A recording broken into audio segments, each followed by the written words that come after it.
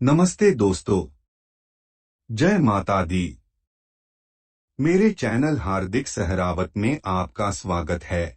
आज मैं आपको रक्षाबंधन से जुड़ी कहानी सुनाने जा रहा हूं कि किस तरह शुरू हुआ रक्षाबंधन का त्योहार।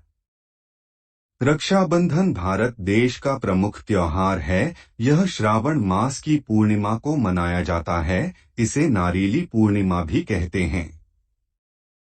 रक्षाबंधन के दिन भगवान शिव का पूजन पूर्ण होता है और इस दिन भारत के प्रसिद्ध तीर अमरनाथ में एक दिन के लिए शिवलिंग का निर्माण होता है।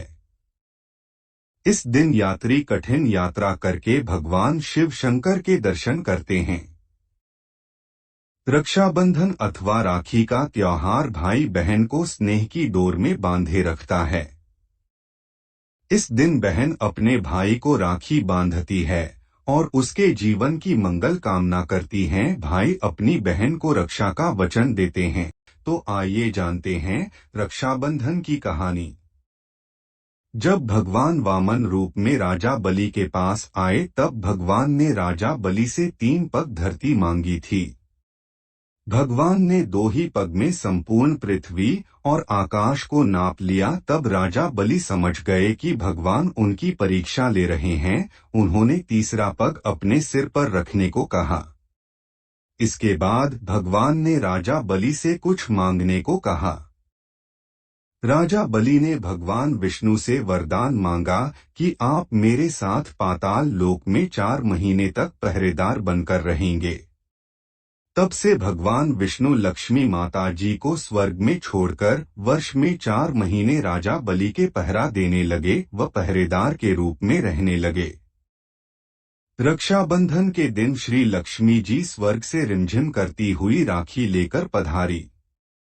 लक्ष्मी जी ने राजा बलि को अपना भाई बनाकर राखी बांधी, साथ ही भतीजों और भाभी को भी राखी बांधी।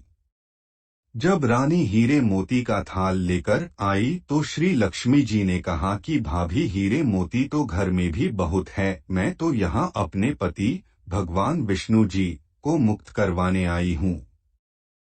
इस प्रकार श्री लक्ष्मी जी राजा बलि की बहन बनी और भगवान विष्णु को अपने साथ लेकर चली गई। यह थी रक्षाबंधन की कहानी। हम यहाँ पर जानेंगे एक और प्राचीन और पौराणिक रक्षाबंधन की कहानी के बारे में। एक बार भगवान श्री कृष्ण के हाथ में चोट लग गई और हाथ से खून बहने लगा। जब द्रौपदी ने देखा तो उन्होंने तुरंत अपनी धोती से कपड़ा फाड़कर पट्टी कर दी। तब श्री कृष्ण इस बंधन के ऋणी हो गए और जब दुशासन द्रौपदी का चीर हरण करने की कोशिश कर रहा था तब श्री कृष्ण ने द्रौपदी की रक्षा की व लाज को बचाया।